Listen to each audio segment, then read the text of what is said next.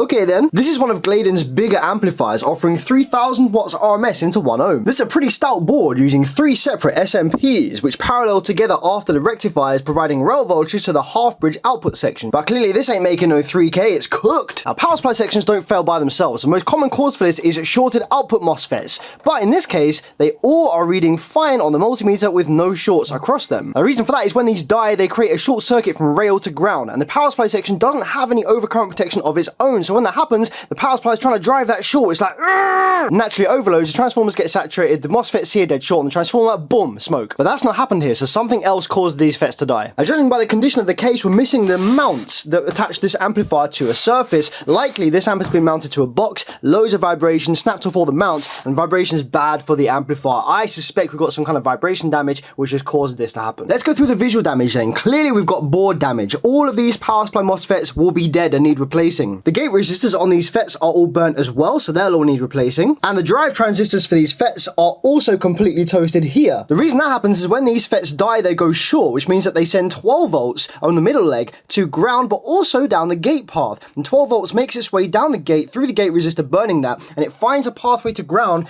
through these PNP drive transistors, not the NPNs. The PNPs are connected to ground, so the 12 volts finds its way through that, hence why these burn and the NPNs don't. Now this might look like a lot of work, but it's actually very simple power supply repair. All we've got to do is change out all the FETs, change the gate resistors, change these drive buffers, and it should be up and running. And then we can find the cause of failure. Probably one of the transformers has a shorted yiinn from vibration. Ooh. Alright, look at the state of this. We've got these traces which are no longer connected through this burnt PCB. We're going to have to reroute those. A lot of this PCB is going to be carbonized, so it's conductive, so I have to cut it away. Oh!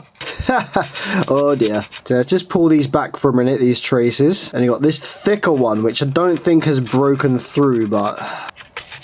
And that's what she looks like with all the carbonized PCB removed. Now let's have a look at these broken traces. You've got these two here, and these are transferring the A and B pulses from the drive circuit for each bank of power supply FETs through to the other FETs. Obviously for each transformer, you need push and pull FETs, 2 per side. This third thin trace routes all the way over to here, which is part of the remote turn-on circuit when you apply the remote to the amplifier. But also this thicker trace, which isn't cut, connects to this transistor, which is supplying VCC for the TL494. Now this amp originally uses IRFP064N power supply FETs. When I'm replacing these, I usually swap them out for these IRFP7530 or 7537s. These are magnitudes more powerful than the original 064Ns, and they're roughly the same kind of price, so it's a bit of a no-brainer. And given that these are so much more powerful, I wouldn't necessarily need to populate all of these slots. Instead of using 4, 8, 12 MOSFETs in the power supply, I could get away with just 1 per bank on each transformer, giving us a total of 6, which with these should be more than enough for 3K RMS. But it would obviously look nicer with them all populated and give a bit extra headroom in the power supply. Maybe the customer could even wire to 0.5 after the repair's done. But before we fit those, we can't forget about the drive transistors.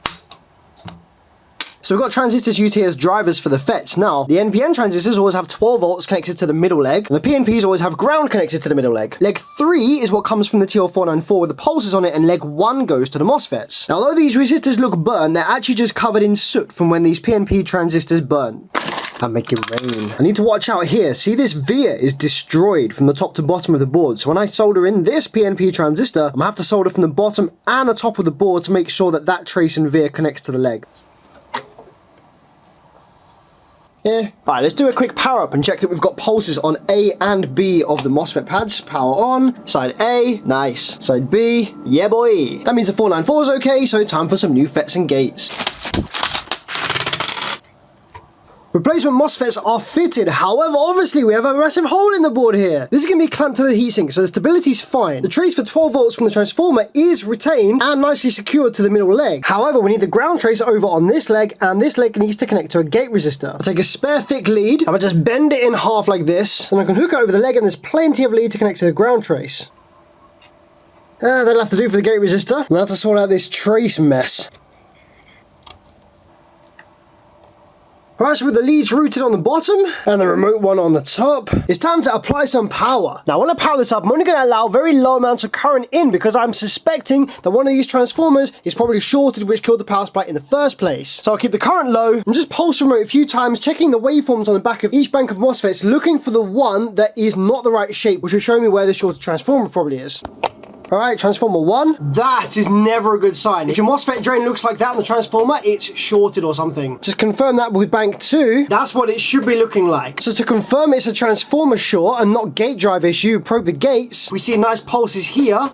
Yep. And on the other side, yep. Definitely something shorted on the transformer. Ah, flexing the board up like this gets rid of the short. Putting the board down like this brings it back. So strangely, although the bad waveform was on this transformer bank, this transformer appeared to have a short between this lead and this wind here. And pushing these further away from each other to isolate the short now gives me a perfect waveform regardless of where I have the amplifier. So yeah, with that pushed miles out of the way, no more short regardless of what I do, I would say that's a fix.